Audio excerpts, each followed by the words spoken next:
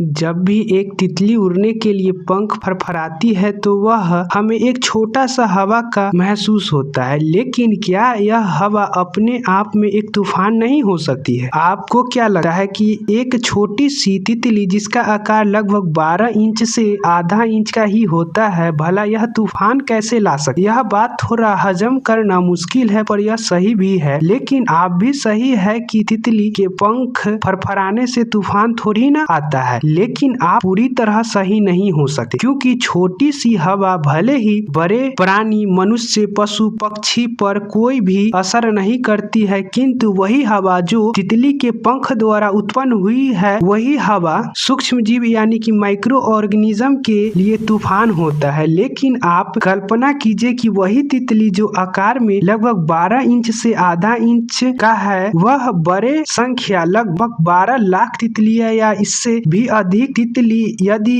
एक साथ उड़ने के लिए पंख फैलाए तो शायद वही तितली जिसके द्वारा उत्पन्न हवा, जिसे हम लोग मामूली हवा कह देते हैं, वही हवा एक बड़े प्राणी जैसे कि मनुष्य, पशु पक्षी के लिए एक तूफान का भी रूप ले सकती है। यानी यहाँ से एक बात स्पष्ट होता है कि कोई घटना छोटा नहीं होता है, वह अपने आप में ही बहुत बड़ा होता है। इसी घटना या प्रभाव को ही बटरफ्लाई इफेक्ट कहते हैं। इस प्रभाव को और अच्छे से समझने के लिए एक और कल्पना कीजिए कि एक आलू आपके पास मौजूद है और उस आलू को आप एक दिन में आलू को एक छोटा सा भाग, वह भाग यदि संख्या में 0.1वां भाग को काटते हैं तो शायद यह काटा हुआ भाग आपको दिखाई भी नहीं दे, लेकिन लगातार यानी कि प्रतिदिन इस आलू को वह भाग यानी कि 0.1वां भाग को ही काटे तो एक दिन ऐसा वक्त आएगा कि आलू कटे कटे खत्म हो जाएगी और हमें इसका आभास भी नहीं होगा कि आलू कब खत्म हो गए। यह विज्ञान में एक बहुत ही अजीब सिद्धांत की ओर से उत्पन्न हुई है, जो हमारे ब्रह्मांड के इस घटना पर नजर डालती है, जो शायद हमारे लिए छोटा